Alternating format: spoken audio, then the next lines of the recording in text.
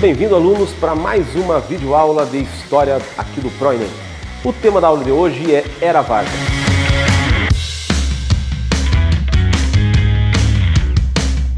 Este é um tema que também, em quase todas as provas, nós temos questões vinculadas a este período. Por quê? Porque, além da Era Vargas ser um marco, exatamente isso, um marco dentro da história econômica e política do Brasil, o Vargas foi o presidente que mais tempo ficou no poder aqui no nosso país. Então é óbvio, os 15 anos desta Era Vargas, e mais adiante ele volta lá no final de 50, fica até 54 quando ele se suicida, ele fica quase 20 anos no poder. E é óbvio que ao longo desses 20 anos muita coisa aconteceu no Brasil. Nós poderíamos colocar, de certa forma, o Brasil antes do Vargas e o Brasil pós-Vargas. Inclusive nós temos autores que colocam a economia do Brasil justamente dividida desta forma. No ano passado tivemos uma questão do Caio Prado Júnior, em que ele tem uma obra chamada Formação Econômica do Brasil, e nesta obra, que é um clássico sobre a economia do Brasil, a história econômica do Brasil, em que ele coloca todo o período colonial, o período império e a chamada República Velha, 3 momentos distintos da história do Brasil, dentro do mesmo barco, uma economia da agroexportação. E o governo Vargas como o início de uma nova era, a era da industrialização do Brasil. É isso que nós veremos hoje rapidamente nesta videoaula. Vamos lá então, partindo para as características gerais do governo Vargas. O que nós temos? Um Vargas que assume o poder a partir da chamada Revolução de 30, retirando do poder no Brasil aqueles que desde o momento do início da República Brasileira, de certa forma, controlaram o poder político e econômico, que foram os cafeicultores. E o Vargas muda, de certa forma, a economia do Brasil a partir de uma ação intervencionista. O Estado começa a intervir na economia do Brasil. Na economia, na política, enfim. Nós temos um contexto internacional que é da crise de 29, o mundo capitalista abalado pela queda lá da Bolsa de Nova York e o Brasil, dentro desse contexto, tentando se reorganizar. A saída encontrada pelo Vargas é um incentivo à industrialização, mas uma industrialização a partir do controle do Estado. Essa industrialização ela vai acontecer dentro de um contexto, de certa forma, autoritário.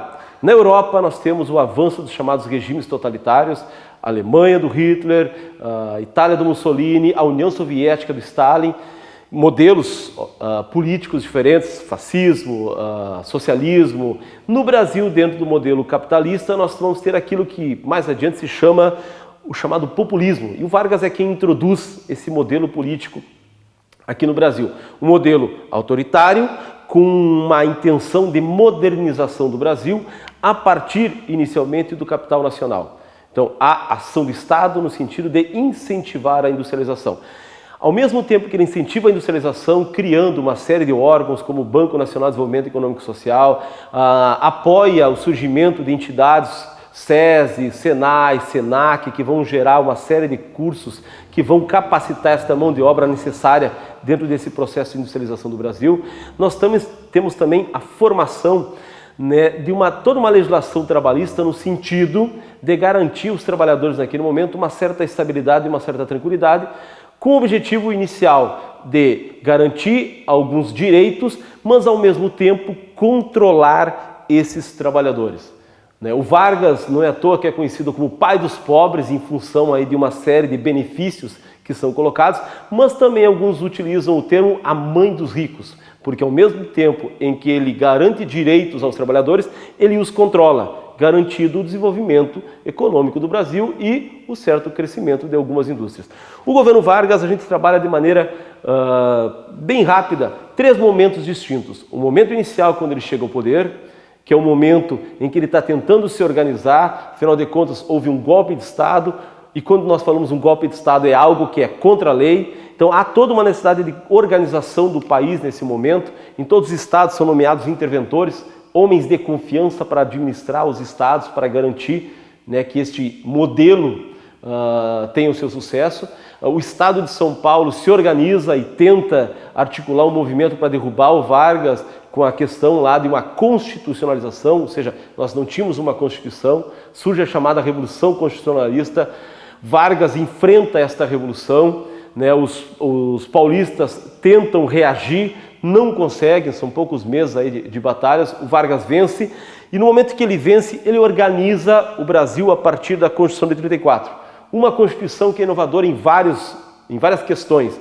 Traz a questão o voto feminino, traz a questão de legislações trabalhistas, inclusive a questão do salário mínimo, o controle das fraudes eleitorais que até então existiam com a criação do Tribunal Superior Eleitoral, Tribunal Regional Eleitoral, uma série de artifícios para organizar a questão do voto.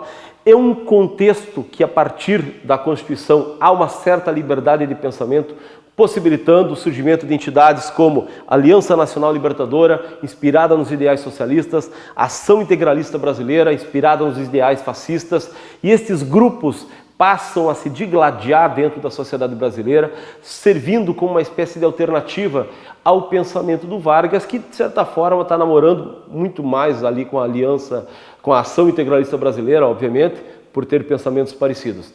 É um momento em que há uma série de tentativas de golpe, inclusive, do ponto de vista socialista. Temos a chamada intentona comunista, que favorece o fortalecimento do governo Vargas a partir dos chamados decretos no estado de sítio, regimes de exceção, até o momento em que o governo Vargas, né, de certa forma, consegue articular um golpe fictício, vamos dizer, né, e através da descoberta do chamado Plano Cohen, o Vargas instala um golpe de Estado que ficou conhecido como Estado Novo. E aí mostra, de fato, né, a cara do Vargas, que era um governo extremamente autoritário, um governo ditatorial, que a partir da Constituição lá de 1937, que deu poderes totais, de certa forma, ao Executivo, ele implanta todas as medidas que até então ele vinha tentando implantar dentro daquelas características de incentivo à industrialização, de controle da classe trabalhadora. É o momento em que o Brasil acaba se envolvendo na Segunda Guerra Mundial, né, um episódio internacional, e o Brasil, dentro desse processo de expansão da sua indústria, ele acaba, num determinado momento, se aliando aos Estados Unidos, que dentro da Segunda Guerra está dentro lá do chamado Grupo dos Aliados. E o Vargas acaba, mais adiante, meio que até contra a vontade, mas colocando o Brasil diretamente na guerra. O que nós temos? Um Brasil que, no exterior, luta contra as ditaduras e que internamente era uma ditadura. O governo Vargas, ele passa por uma série de críticas a ponto da sua ditadura, né, ter que ir aos pouquinhos sendo diminuída. Chega lá em 1945, ele tem que fazer algumas alterações na forma de governo. A ditadura é relaxada, o Brasil ajuda a vitória dos aliados lá na Europa, a dita democracia, a liberdade vence, e ao mesmo tempo aqui o Vargas, né, nessa articulação, quem sabe até para se manter no poder, acaba sofrendo um golpe e, pelo menos temporariamente, as suas ideias nacionalistas, as suas ideias de intervenção do Estado são interrompidas, e com a posse de mais adiante lá o governo de Eurico Gaspar Dutra.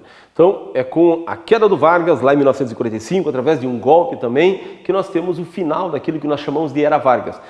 Não o final do pensamento do Vargas, que isso vai se manter, né, nos demais governos, inclusive até a ditadura militar, onde nós teremos o embate aí daquilo que nós chamamos dos nacionalistas e os entreguistas, grupos, né, que apoiavam ou criticavam as ideias do Vargas.